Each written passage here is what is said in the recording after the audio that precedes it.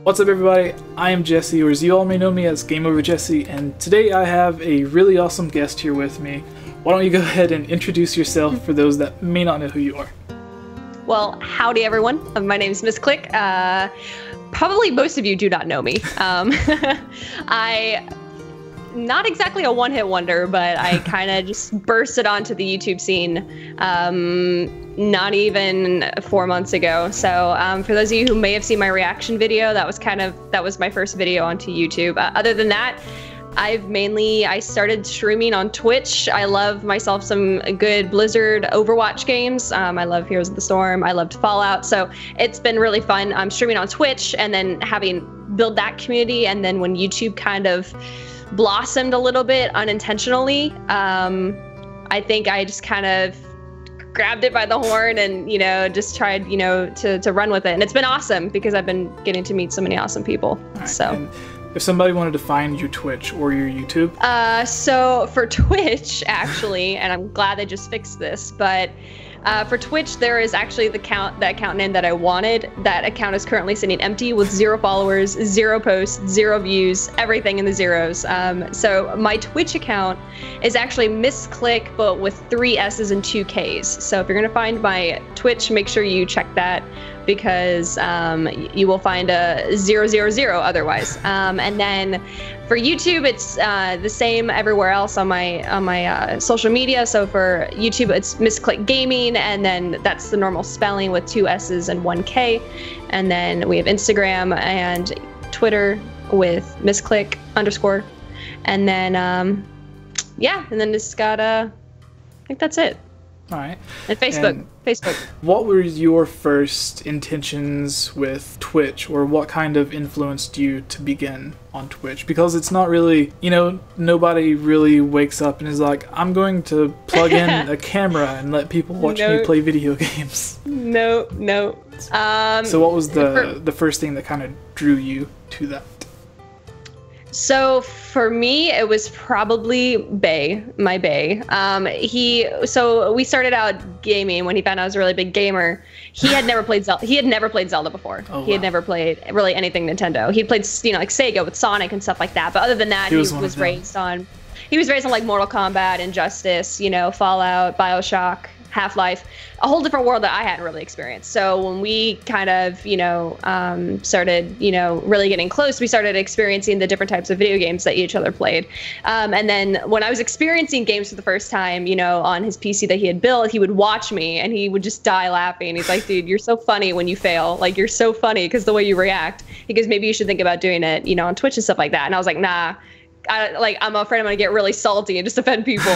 So, but eventually he kept pushing me for maybe about, I want to say it was a good 8-9 months, close to a year. And then eventually I was like, okay, so what do we need to do for this? And then, so when Overwatch came out, we played it for a good few months, and then it was such a fun game and so vibrant, and had such a great community behind it.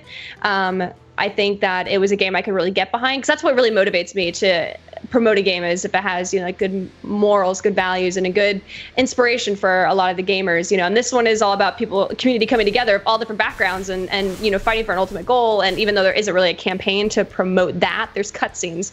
So for me, it was just I loved Overwatch and was inspired by it. And then when Zelda started coming more and more out with the trailers, I was like, all right, dude, this has been my jam since I was about 5 years old. I can't wait to share my love, for the series with the world. So most of the people watching my channel, I'd say 99% of them are all Zelda fans, because that's all my YouTube channel really talks about. It's the best series. It's the best, that's why. So we can see the Hylian crest on your blanket in the background. I think there's Amiibo on your shelf, and obviously the Zelda posters. Yes. So what was your first Zelda game? When did you first become a huge fan? Because my story was A Link to the Past wasn't just my first Zelda game, but it was my first video game ever. Okay. My older brother was a few years older than me, and while he was getting up riding the bus to school, I was getting up with him, but I was too young to go to school, so my parents would play A Link to the Past with me, and then I would fall back to sleep. So that was my first introduction into video gaming, but I didn't really fall in love or become addicted to the series until I played Ocarina of Time. So, what is your Zelda story? So for me, it was a little bit different. I had neighbors to the front and to the back and to the side of me who all had gaming systems. So I played Donkey Kong Country, and then there was Sonic I had played, and then I was really into Crash Bandicoot, and then Street Fighter. But none of them I was like, oh my gosh, I want to play this all the time. And then my mom, for Christmas, because I have 2 younger sisters, so there's 3 of us. So PlayStation only had 2 ports. You know, you could only have 2 players, and that wasn't going to work. There's 3 of us, you know, and we're all close in age, so there was going to be bickering. So my mom got the GameCube for Christmas, and she bought it with Mario Party 5, but what she didn't know, she was also getting the bundle with the Zelda Collector Edition. And so we played Mario Party 5 for a good few days, and then my sisters got tired of it because, you know, they were very much more into dolls and stuff like that. I put in the Zelda game because I remember seeing the commercial for Wind Waker. It was right before Wind Waker released, you know, and you have the girl in the hood, you know, talking, and she's like, "Oh, to save me," you know, and stuff like that. And then you see the cartoon. So I was like, well, let's see what this is about. And that one only had a demo of Wind Waker, so I'd get 20 minutes in. I was like, oh, this is, you know, I'm a 6-year-old. I get really. It was the very first 2 Zelda games, and then the 2 newest Zelda games at the time. So it was Zelda 1 and 2 on the NES, and then Ocarina of Time and Majora's Mask, with the demo of the upcoming Wind Waker. Yeah. So I kept getting really upset. Like 20 minutes in, then it resets. So I was like, then I finally scrolled through all the games, and then I, boom, saw Link on the horse, rearing up, and he just got the sword and the music, and I was just like, I'm gonna play this game. And I was obsessed with horses. Like, I just loved horses. So was frustrated when I first started playing because you're stuck in that village. Yeah. And then my best friend and I actually started playing the game together. I think that's what helped me love the community of gaming, is because we ended up like collaborating, and we ended up bringing a 3rd person in. So there you got these 6-7-year-olds running around the neighborhood to different houses with the different systems. And I think once I broke out of Kokiri Forest and defeated, you know, the Deku Tree, because it took us a good few weeks to figure it out. We're like 6 years old. Yeah. Once we broke out, we saw how big Hyrule Field was, and the music started. We're like, all right, this is go time. Like, this just got real. And I think ever since then, and then the next pinnacle moment was when you beat the game. And the credits start rolling, and it's literally panning over the entire world, and you have Epona running back across. And I was so excited to have the horse, and when, you know, she's running across, you know, you have to let her go. So I was just sobbing as a little girl. And then, you know, like seeing that ending scene between Link and Zelda, you're like, well, I want to know what happens next. Like, what happens to Link? What happens to Zelda? You know, like, and so ever since then, I think it really was just something I could grasp onto, because you developed this sense of intimacy with the characters. Yeah. Even at a game as early of 3D, you know, development as that game was, it's still probably one of the most impactful, I would say, in the video game industry to this day, and in my life. So. Right. And just obviously the newest Zelda game, going from your first experience with the Zelda games, what was your thoughts and impressions leading up to Breath of the Wild? When it was just known as Zelda Wii U, I guess, and then after actually playing and beating the game, how did they change? So when the first, what year was it we first got the Breath, when we first got the Breath of the Wild? What was it, 2014? I know when is that when it was? I don't know when we first got pictures or videos, but I know the first time they ever mentioned Zelda Wii U was during the Nintendo Direct. They showed off Wind Waker HD for the first time. Right, and they didn't show any images or anything, but they said that they were going to be changing the Zelda formula. And they even hinted at it being multiplayer, because they said they didn't want you to think of it as a single-player experience, but whenever it came out, it was a single-player game. So how ironic. Yeah. Maybe their plans changed from that, but yeah. True, perhaps. Yeah. Well, let's Triforce Heroes. We don't talk about that. I mean, it's a good game. Anyway, I think so. For me, every time I think of a new Zelda, or when you first hear word about the new Zelda, I get excited because I get nostalgic, even without knowing what the game's going to be about. Because I think about where I was the first time I got the last new game. So in 2011, they didn't do a midnight release where I was. So I remember, I think it released on a Sunday. So I got home. I think my family and I had gone to church. Right after church, I made my mom drive me straight to the GameStop. No lunch, no food, no nothing. I was like, get me that. I got the collector's edition. I wanted my Wiimote. I wanted the disc, and it was the 25th anniversary. And then the year before that, I remember 2006. Oh, so you're talking about Skyward Sword. Yeah, so from Skyward Sword and then Twilight Princess in 2006. And then, you know, obviously with the other games I had on one disc. So for that, I experienced all at home. But each release and each first experience, I think, is what I was drawing on. So when the first video, like, trailer they released, I think it was covering like the overworld type stuff. So it was cool because you're like, wow, this is beautiful. And I was excited because it's almost, you know, still a mix of Twilight Princess meets Skyward Sword a little bit. And that was more the anime reaction video that you had, right? That got popular? No, that one was definitely with the whole when everybody found out there was gonna be voice acting, the release date trailer. That was the one that when people said, because I was streaming during the time that the live stream was going on, I couldn't switch over. I was playing competitive in Overwatch, so I was like, sorry guys, I'll catch it after. You know, I'll let you know how it was. And then when I found out someone had said in the YouTube title, you know, like release trailer, whatever, I was like, all right, I'm gonna record this and then I'll just post it so everybody else can see it on stream. And so literally I was like shaking and I'm like, oh my gosh, this is another memory I'll never forget. This is something that's going to last, you know, till the next game, whenever that is, if there ever is one. And I just remember like being there and the music, I was like, I don't know this music yet, but I know it's going to get stuck in my head. I know I'm going to be humming it after I beat the game. I know it's going to be one of those that when you hear it in one of the orchestras, that's going to be a theme of like, yeah, I played that game and I loved it. And then now I'm still kind of the same way. I'm super emotional still about it. I think it was a beautiful game and a different take on the Zelda. I think everyone brings a different aspect into the game to focus on. And this one was definitely open world exploration and just a very, you know, very free feeling and very, you know, much in the freedom aspect. So I loved that a lot. And I think beating the game and knowing that it's not completely over because there's DLC, I think that was a really good move on Nintendo's touch. I'm okay paying $20 and still having more to look forward to after the game. So it's been a crazy ride, but I'm still not done with it. So. All right, and 2 final questions before we get off of here. The first being, what advice would you give to someone who may be thinking about starting Twitch or YouTube?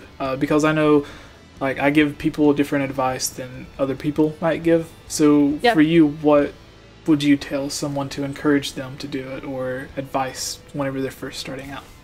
Yeah, I think for if you're starting out brand new, definitely I would just be practical about it at first, as far as like researching what are the basics that you need, you know, get the gear that you need, and then, you know, focus on setting that up so you have a good base.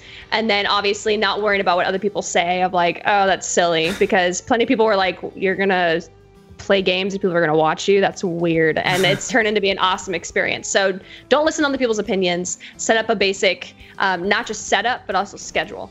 And then second, just have fun and share what you're thinking, share what you're feeling and enjoying about the game. And I think people are going to flock to you who feel the same, and people, you know, who are like, thank you for saying that because I feel alone IRL, you know, like in your span of people in where you live in life, you know, how many people actually next to you, you know, say that they love Zelda, you know? So it's been really cool because over the internet, you can come so much closer as a family. So just know that you're going to find support. It's just sticking to it and just, you know, it's not really grinding because it's fun. So just always remember to find the fun in it and just keep at it. All right. And the final question, throughout your, I guess, a year, 2 years now, you've been streaming, doing YouTube? No. Well, YouTube recently, but streaming. Since November of last year, so it's been... Okay, because you mentioned Overwatch, but I wasn't quite sure when that came out. I didn't... No, Overwatch has been out for a little bit, a bit. I went maybe through 2 competitive seasons before I started streaming, because I really wanted to get developed into the game. So I've only been streaming for about, that's 6 months, almost half a year. All right. So... And how successful have you been? Like, how many followers on Twitch or YouTube have you been able to get in this time? So I think for my niche, as far as like what I promote, I think it's a little bit different type of growth of community. As far as like my main focus hasn't been quantity. I don't want to advertise myself to get a whole bunch of followers who maybe aren't going to ever come back, except maybe to see something that isn't necessarily relatable to them. They just want to see it. So I think for me, it's been a steady growth of the kind of culture and positivity and love of the community that I think I really love, but not just me to love, but people who are in, you know, the miscreants, what I call our family. I think it's something that we can really enjoy because the Discord is constantly growing. There's new people coming in and just sharing things. So on Twitch right now, we're a little, I think we're at 11, we're at 1,100 followers right now, which has been pretty good growth. And then YouTube, obviously, because of the video, it skyrocketed, and it's been growing steadily since, you know, Breath of the Wild. Right now, I think we're a little over 3,000 on YouTube. So, you know, really good for just starting YouTube whenever Breath of the Wild comes out. All right, so the reason I ask that is, in this short time that you've been doing Twitch and YouTube and everything, what has been your favorite thing to come about it, or your favorite experience that you've had with meeting new people, or going to an event, or just, I don't know, the learning experience from editing and everything? Yeah, I think a lot of people think it's easy to do video work and to do YouTube or Twitch type stuff, and that's a complete myth. It's not, because it's hours of editing, and you know, you gotta plan things out, and you gotta constantly reinvent things of how can I keep it interesting. And then I think definitely knowing that you're not alone in your love for Zelda. I think being able to share my feelings about it for something that I loved so much, I think that it's been really cool to grow the family in that sense, because like I remember in like Breath of the Wild, there were a few moments where it's like I just couldn't help but cry. I was like, oh my gosh, I wasn't expecting to get the feels like this. And so like I'm literally down like this, and like come back up, and there's people that had, you know, written on the stream in the comments of like, I created this part too. Oh good, I'm not alone, you know, and then they say something. I'm like, I feel that's exactly what I'm feeling right now. So it's cool because you get to relate to people and not feel alone. And then at the same time, I think that it can ultimately, because it has for me, is give a more positive outlook on life and say, hey, you're not alone. Just because someone isn't here right next to you, technology has blessed us with the ability to become one big family. Yeah. So I think with those specific moments and like beating the game, everybody was like, you know, like, I hope you remember this moment forever. I hope you remember like us that were with you. And I'm like, of course I'm going to remember you, because we're going to be here playing the next game together. Yeah. You know, It's really cool that you mentioned the whole community, because at first I would have said, in spite of not having a real job, I'm able to make a living just not really playing games, but talking about games. Mm-hmm. So that's really cool. But one of the things that I did notice, and this was before I began YouTube and everything, was just the Zelda community in general, because growing up I had friends in school and everything, but none of them were really big Zelda fans like I was, or if they were, I didn't really know it. Like whenever we would play games, we wouldn't be like, oh, let's go hang out, play Zelda. It was, let's go hang out, play Call of Duty or Grand Theft Auto or something. Yeah. So it was a few years after high school that I was introduced to Zelda Dungeon, Zelda Informer, and all of them. Then I became one of the editors for Zelda Dungeon, and then I was introduced to this huge Zelda community. And then I started dating a girl, and then I kind of went away from the whole Zelda being online community stuff. And then whenever we broke up, I went back to it and started my YouTube channel. And then I was introduced to like meeting all of these new people, like yourself recently, Holly Sasizi, HMK, Zelda Master, all these people that I never would have met otherwise. And it's been really cool. The community and getting to know everybody is my favorite part about it, because every day, or almost every day, you'll become introduced to someone that you otherwise may have never even known, if it wasn't for YouTube or whatever. So that's my favorite part. But with you, instead of like the personal meeting people or whatever, it seems like it's just the community in whole and growing the fan base or whatever. That way you have people to share those moments with. I think it's cool, you know, because I grew up, I was the oldest, like I said, of two sisters. And when it got to the point of they didn't want to play video games, they saw, wait, where's our older sister? She's constantly playing this game. So they started watching me with, you know, my best friends, and we were playing the game. And then eventually when those best friends moved away, my sisters and I were still watching. And because there was no actual voice acting, and they read too slow, I was too fast of a reader for them. That's how I ended up narrating the content. Yeah. So I think that's why I like narrate in my streams so ridiculously obnoxious sometimes, is because like that's just how I've I've always done it. So Yeah, it's been cool of like, though my sisters aren't with me now, it's like now I have a whole other type of family too. And my sisters still watch it too. Like they'll come in the chat and bash me and stuff like that, you know, but it's been really cool because the game means so much to me. And there are times where I'll tell them, guys, I'm gonna ignore you for a second because I really need to focus in on this and I want to absorb it for everything that it is. So it's been really cool because you can still be intimate with the game and people are gonna respect you for it because that's the kind of community that, you know, they're just as passionate as you are. Exactly. Really quick, I really liked that Breath of the Wild went more towards voice acting, and I hope they continue to add even more voice acting to Zelda games, not just in the major cutscenes, but during some of the normal scenes, because one of the biggest problems that my little brother has, who is just now in school and he's just now learning how to read, is he doesn't know a lot of the words. So whenever he's playing, he has to be playing with somebody to understand where to go, what to do, but he still loves playing the game and figuring out the puzzles. He just can't read to know exactly where he's going. So in Breath of the Wild, when he's playing it, the fact that he can play by himself and still sort of know what's going on in the story from the cutscenes is really cool. So I hope they continue to do that.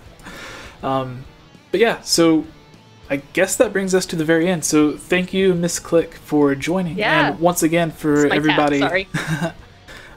Once again, for everybody that watched all the way through, where can they find you on Twitter, Facebook, YouTube, Twitch, any other places that you want to promote? I think that's pretty much it just for now. I mean, mainly, you know, just as long as you remember that Twitch has 3 S's and 2 K's, at least for the moment, until we do a switch. That's basically it. Everything else is Miss Click, YouTube, Miss Click Gaming. So that's about it. Yeah, I'm around. I'm hanging out. So. Do you have a Patreon or anything? Yet? Not currently, not at the moment. No, I have a game list, but Patreon's still in the works. All right. So, well, thank you everybody for watching, and do you have any final words for everybody?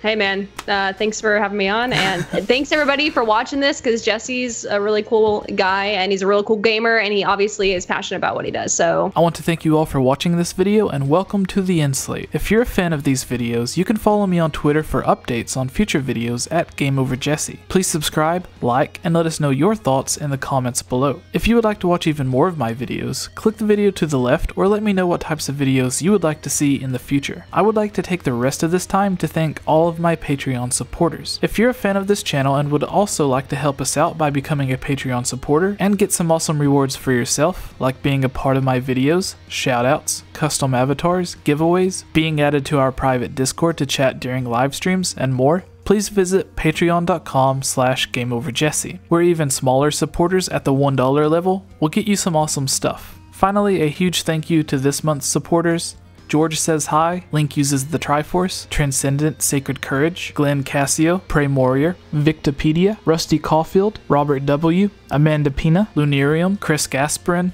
Harris Priest, Lovable Christie, Key of Time 15, Jerome Major, Daryl Quinnen, Furzin 16, Kadron, Magic Tech Review, and The Itch Network.